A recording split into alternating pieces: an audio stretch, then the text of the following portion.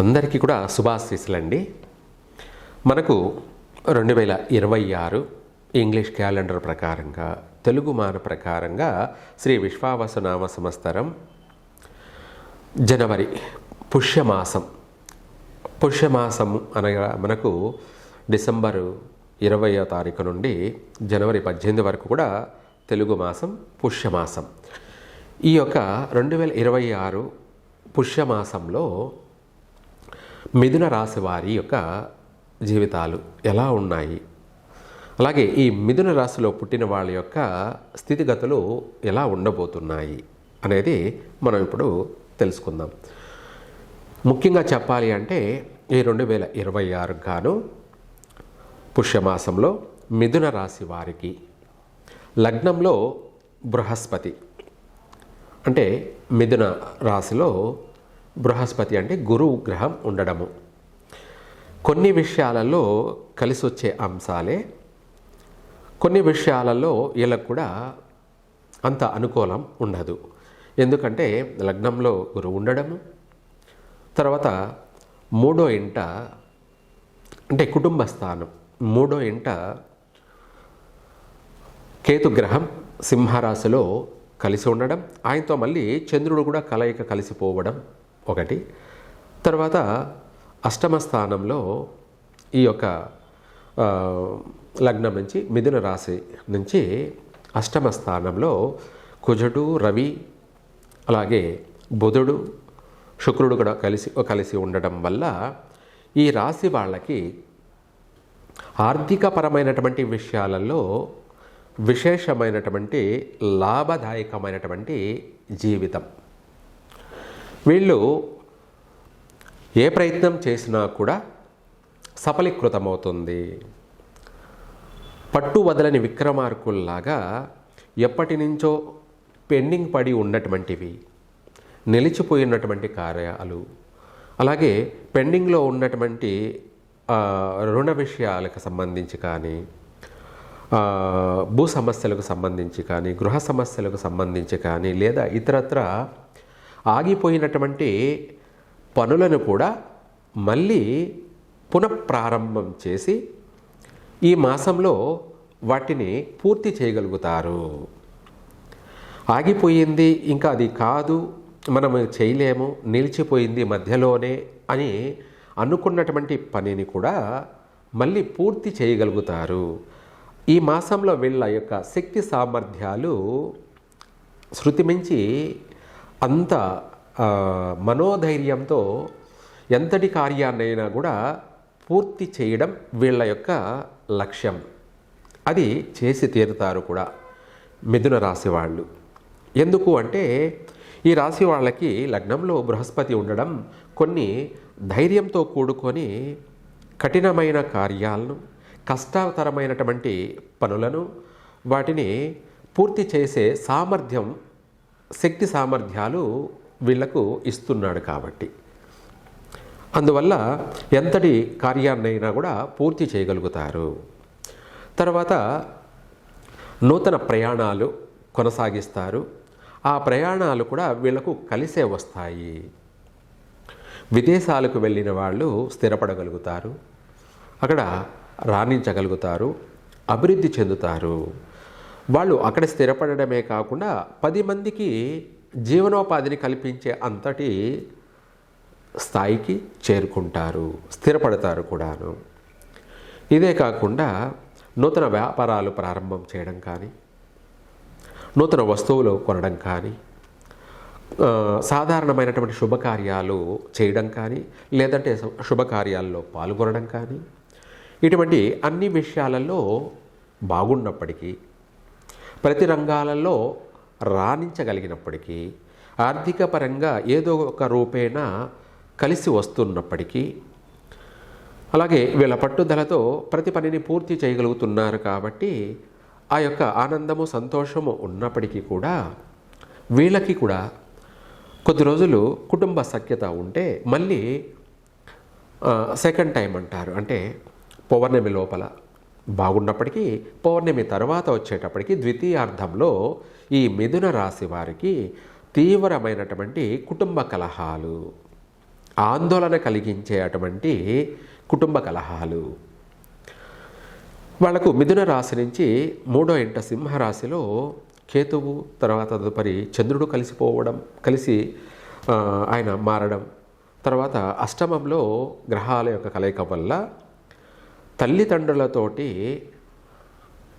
మనస్పర్ధలు, తల్లిదండ్రులతోటే గొడవలు, లేదా భార్యాభర్తల మధ్య అవగాహన లోపించడము. మొన్నటిదాకా బాగున్నారు కదా అంటే గ్రహాల యొక్క సంచార ప్రభావం వల్ల ఎప్పుడూ ఒకలాగే ఉండదన్నమాట ఎవరి జీవితమైనా కూడా.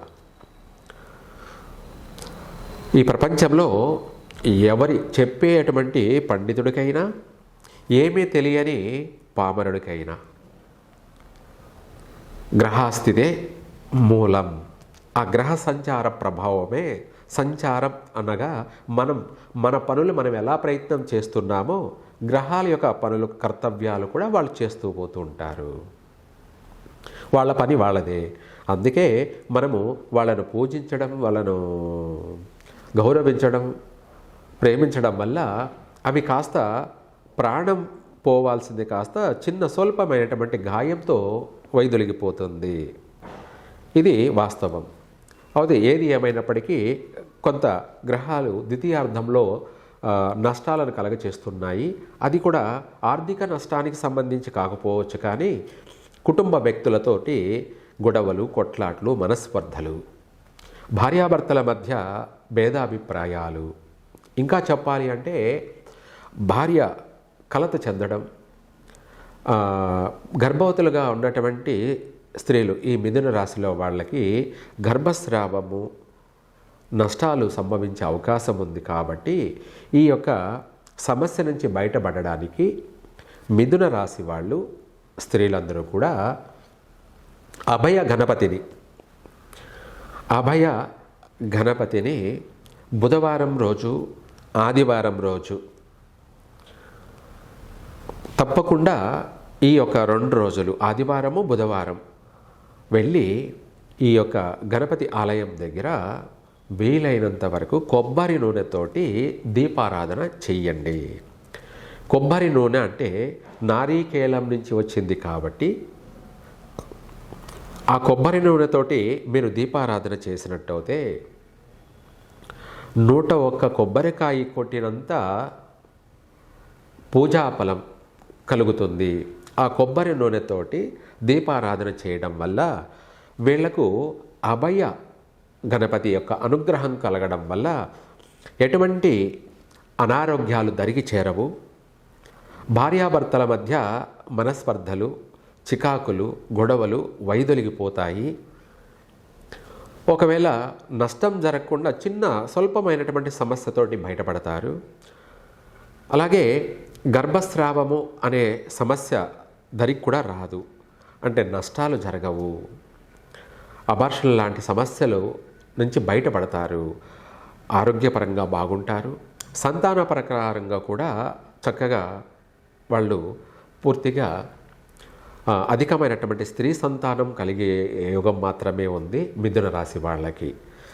సంతాన నష్టం జరగకుండా సమయానుకూలంగా మంచి సంతాన ప్రాప్తి కలుగుతుంది. గణపతి అనుగ్రహం వల్ల విశేషమైనటువంటి అన్ని సర్వకార్య సిద్ధి, అన్ని పనులు కూడా పూర్తి అవుతాయి.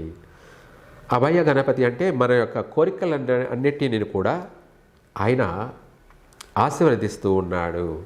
అంటే తదాస్తు, మన కోరిక ఏదైతే ఉందో ఆ పని పూర్తి అవుగా. కానీ ఆయన అనుగ్రహం ఉంటే అన్నీ ఉన్నట్టే. సర్వకార్య సిద్ధి అని ఆరోగ్యపరంగా బాగుంటారు, సంతానపరంగా బాగుంటుంది. కుటుంబ వ్యక్తులతో కలిసి ఆనందమైనటువంటి వాతావరణం, ఆనంద నిలయం అని కూడా చెప్పుకోవచ్చు. అలా చక్కగా 3 పువ్వులు 6 కాయల్లా వీరి యొక్క జీవితం అనేది కొనసాగుతుంది. ఎడబాట్లు వైదొలిగిపోతాయి. భార్యాభర్తల బంధం పెరుగుతుంది. కుటుంబ వ్యక్తులతోటి మిత్రత్వం, స్నేహపూర్వకమైనటువంటి వాతావరణం. అదే కాకుండా బయట నూతన పరిచయాలు, కొత్త వ్యక్తులు కావచ్చు, లేదంటే పాత పరిచయస్తులు కావచ్చు, వీళ్ళను కలుసుకోవడం జరుగుతుంది. వాళ్ళ ద్వారా కొన్ని మంచి సలహాలు తీసుకోవడం జరుగుతుంది. ఆ సలహాల ద్వారా వీళ్ళు అనుకున్న దాన్ని సాధించగలుగుతారు. వాళ్ళ సహాయ సహకారాలతోటి కూడా వాళ్ళు సహకరిస్తారు. వాళ్ళ సహాయ సహకారాలతోటి ఎంతటి కఠినమైన కార్యాన్నైనా కూడా పూర్తి చేయగలుగుతారు.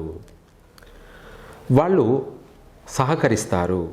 కొత్త పరిచయాలు కలిసే వస్తాయి. నూతన ప్రయాణాలు కూడా కలిసే వస్తాయి. కుటుంబం అంతా కూడా కొంత కలత చెందినప్పటికీ దాని నుంచి బయటపడతారు. చక్కగా విజయవంతంగా అభివృద్ధి మార్గంలో ఈ మిథున రాశి వారికి అనుకూలత అవకాశాలు మెండుగా ఉన్నాయి. ఆ ఉన్న అవకాశాన్ని సద్వినియోగపరచుకోవడానికి మీరు ఇందాక మనం చెప్పుకున్నట్టు గణపతిని ఆరాధించడం, పూజించడం చేయండి.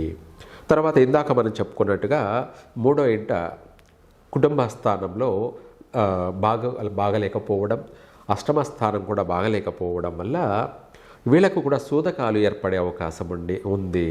కుటుంబంలో కావచ్చు, లేదంటే బంధువుల యొక్క వాళ్ళ యొక్క విలాకాలో కావచ్చు, ఏదైనా సూతకాలు ఏర్పడే అవకాశము కూడా ఉంది. కాబట్టి దాని నుంచి తప్పించుకోవడానికి కూడా నేను ఇందాక చెప్పినట్టు గణపతిని ఆరాధించడమే కాకుండా రుద్రాక్ష మాల ధరించడం కానీ, లేదా రుద్రాక్షను ధరించడం కానీ, ఆ రుద్రాక్షకి మంత్ర జపం, అలాగే అభిషేకాలు జరిపించి ఆ యొక్క రుద్రాక్షను ధరించడం వల్ల వీళ్ళకి ఆ సూదకాలు అనేది దరిదాపులు కూడా రాకుండా పోతాయి. అంటే వాళ్ళు బాగుంటారు, మీరు కూడా బాగుంటారు. ఈ గ్రహాల యొక్క స్థానాలను బట్టి ప్రపంచవ్యాప్తంగా వచ్చేటప్పటికీ అధికంగా నరాల యొక్క బలహీనత అంటే ఆరోగ్యపరమైనటువంటి విషయాలలో నరాలు పూర్తిగా బలహీనత చెందడం కానీ, ఆరోగ్యపరమైన విషయాల్లో థింకింగ్ ఆలోచనలు నరాల యొక్క లోపాలతోటి మతిమరుపు రావడం కానీ, ఇటువంటి సమస్యలన్నీ కూడా అధికంగా ప్రపంచవ్యాప్తంగా ఏర్పడే అవకాశము ఉంది. నేత్ర దోషాలు, అలాగే తలకు సంబంధించినటువంటి సమస్యలు, నరాల యొక్క బలహీనతలు, ఇటువంటి సమస్యలు కూడా అధికంగా ఉన్నాయి. అయితే ఇదే కాకుండా మనకు ఉత్తరాదిలో కూడా రైలు ప్రమాదాలు సంభవించే అవకాశం ఉంది. వీటి కారణంగా రైలు ప్రమాదాలు సంభవించడం అనేది గ్రహస్థితి యొక్క సంచార ప్రభావం వల్ల అధికమైనటువంటి ప్రాణ నష్టాలు జరిగే అవకాశాలు కూడా ఉన్నాయి. కాబట్టి వీలైనంత వరకు పండితులు అన్ని దేవాలయాల్లో కూడా మృత్యుంజయ జపాలు కానీ, హోమాలు కానీ జరిపించడం దేశమంతా కూడా సుఖంగా సౌఖ్యంగా ఉంటుంది. అందరూ బాగుండాలి. కాబట్టి సర్వే జన సుఖినో భవంతు.